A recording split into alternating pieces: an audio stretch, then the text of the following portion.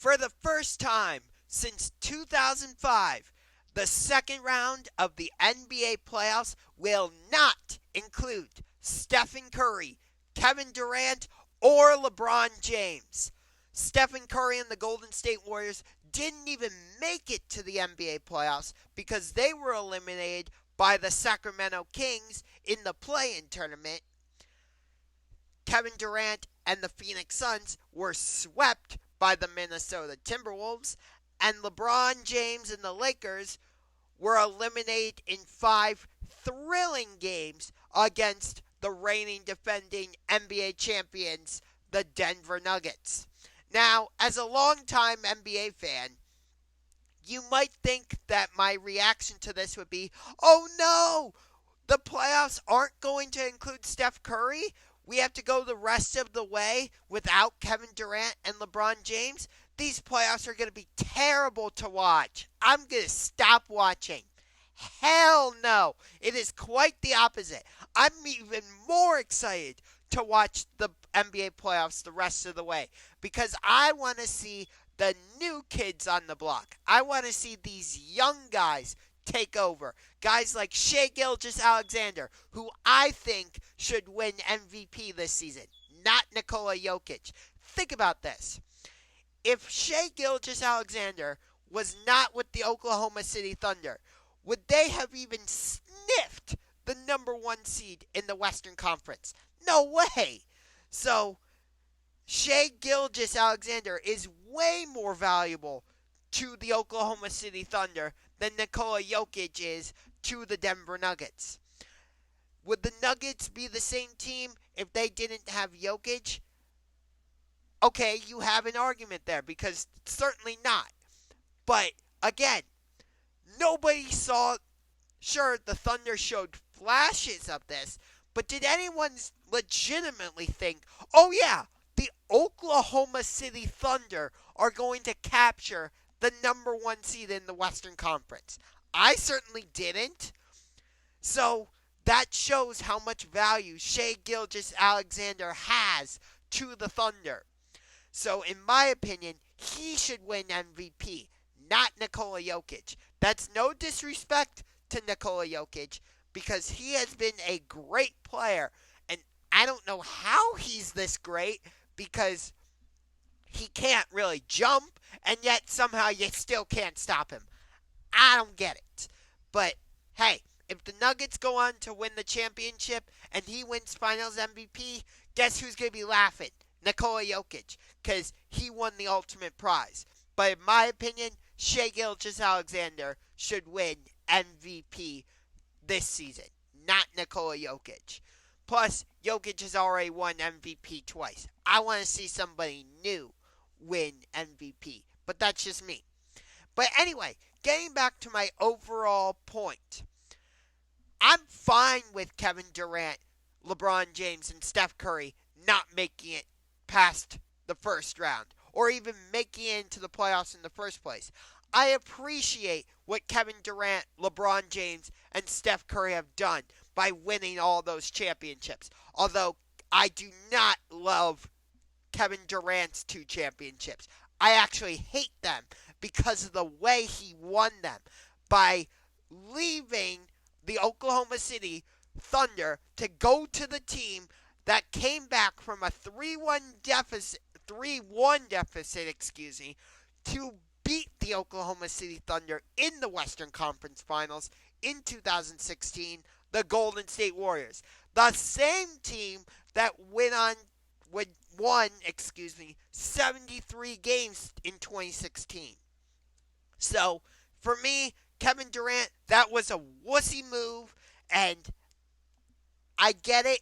You felt like you need to get away from Russell Westbrook. You didn't feel like Sam Presti was running the team in the way it should have. Fine.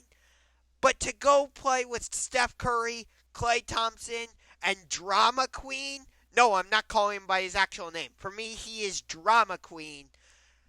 No, you can't do that. And subsequently, look at what he's done since. Gone on to pair with Kyrie Irving and James Harden with the Brooklyn Nets. ended in a disaster.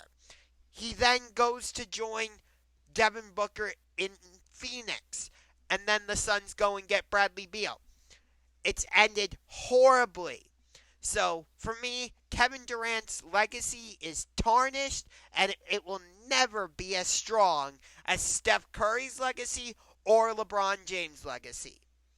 For me, though, LeBron will always be second to Michael Jordan in terms of the GOAT conversation, purely because of this. Not even because of the championships. It's because of this simple reason. When you think of Michael Jordan, what team do you think of?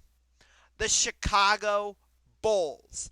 I know Jordan came out of retirement and played for the Washington Wizards at the end of his career, but essentially, Michael Jordan only played for one team, the Chicago Bulls. LeBron James, you can't say that because he started his career with the Cleveland Cavaliers, 2003 to 2010. Then he goes and joins Dwayne Wade and Chris Bosh with the Miami Heat from 2011 to 2014. He then comes back and plays for the Cleveland Cavaliers alongside Kyrie Irving and Kevin Love from 2015 to 2018. And since 2018, he's been with the Los Angeles Lakers. LeBron is a team hopper. I get it. When he feels like a situation isn't right for him anymore, he leaves. So I understand why LeBron is making the decisions that he is. But for me, that's why I can't have him as the GOAT. But let me get back to my overall point. Look at who we still have in the playoffs. We've got Anthony Edwards. We've got Nikola Jokic, Jamal Murray. We've got Donovan Mitchell, Darius Garland, Paolo Banchero. We've got Jason Tatum, Jaylen Brown, Jalen Brunson, Luka Doncic, Kyrie Irving. After tonight, we might not have Giannis Antetokounmpo and Damian Lillard. And we might not have Joel Embiid. And after Friday, I don't think we're going to have Paul George, James Harden, or Kawhi Leonard. Oh boy, that last night's Game 5 between the Clippers and Mavericks was an absolute disaster. I'm not going to even get into that. That was absolutely atrocious. But we have reached a new era, folks, whether you like it or not. I don't know how much longer we're going to have LeBron, Kevin Durant, Steph around in the NBA. So we better appreciate them while they're still playing at this high of a level. But I love it. I want these young guys to take over. Now, I wish I could include Zion Williamson in that conversation, but I can't because he can't stay healthy. And I would love to include Ja Morant in the conversation amongst the likes of Anthony Edwards, Shai Gilgeous-Alexander, Darius Garland, Donovan Mitchell, Luka Doncic, and some of the others I mentioned, Tyrese Maxey. But sorry, I cannot include Ja Morant in the discussion because of his off-the-court issues. I can't. No way. He's never going to be a great player, in my opinion, no matter what he goes on to do, because I will not forget any of his on-court issues, off-court issues. Now, that's just me. That's why when I go over to the UFC, just for a quick second, I can't put John Bones Jones as the greatest of all time because of his issues outside of the octagon. I just can't.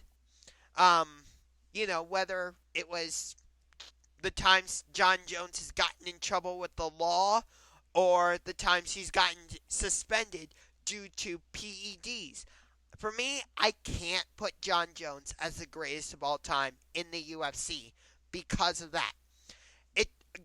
Like I said, that's the reason I can't put Ja Morant as this great player. I just can't do it because of his off-court issues. But we still have Luka Doncic, Kyrie Irving, Shai Gilgeous-Alexander, Victor Wembanyama. Look at what the Houston San Antonio Spurs are building. You still have Jeremy Sohan down there. The Spurs are coming. And don't forget about the Houston Rockets either. They've got Fred VanVleet, Dylan Brooks. They've got Ime Udoka as their head coach. The Rockets nearly got into the play-in tournament, so don't sleep on them. We've got Tyrese Halliburton, Miles Turner, Pascal Siakam in Indiana. I think the Pacers take out the Milwaukee Bucks tonight. Yeah, the Bucks were able to win Game 5 without Dame and Giannis, but asking Chris Middleton, Patrick Beverley, Brook Lopez, Bobby Portis, who I believe is a dirty player, to play like that on the road in Indianapolis, not going to happen. Now, I've seen reports that Dame is questionable, so he might play, but I don't think it's going to make a difference. I still think Indiana wins.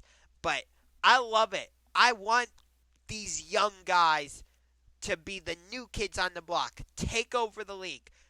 Just because we don't have Kawhi, potentially, we don't have James Harden, we don't have Paul George, we might lose Joel Embiid tonight. We're probably going to lose Giannis and Dame, and Kevin Durant is already out. LeBron is already out. Steph is already out. That doesn't mean the NBA playoffs are just going to fall off a cliff. I think this is a real opportunity for the NBA to take a big step forward because, I get it. The NFL machine is always turning 365 days a year. But we just had the draft, which I personally thought the NFL draft was a complete and total dud. But that's a different video for another day. My overall point, though, is this. Now that the NFL draft is in the books, we don't really have another major event to look forward to in the NFL. Unless you count the schedule release as a major event, which you might. I love schedules, so I kind of do consider that a big event. But even still, this is an opportunity for the NBA and the WNBA, might I add, to take over. Because the WNBA season tips off in 12 days. Caitlin Clark makes her Indiana Fever debut on the road against the Connecticut Sun on Tuesday, May 14th. In fact, I believe it's 4 of Indiana's first 5 games are on national TV. So you're definitely going to get a big dose of Caitlin Clark. But I love this. I love that the longtime legends, LeBron, Kevin Durant, Steph Curry, I love that they're not advancing to the second round because it gives the new guys, Shai Gilgeous-Alexander, Nikola Jokic, Jamal Murray, Darius Garland, Donovan Mitchell, Paolo Banchero, Jason Tatum, Jaylen Brown, Tyrese Halliburton, Miles Turner, Jalen Brunson, Tyrese Maxey, Anthony Edwards. Guys like that, they now have the opportunity to take the spotlight and say, hey, look at what I can do. I'm a superstar. I'm going to be the next face of the NBA. So, I love this.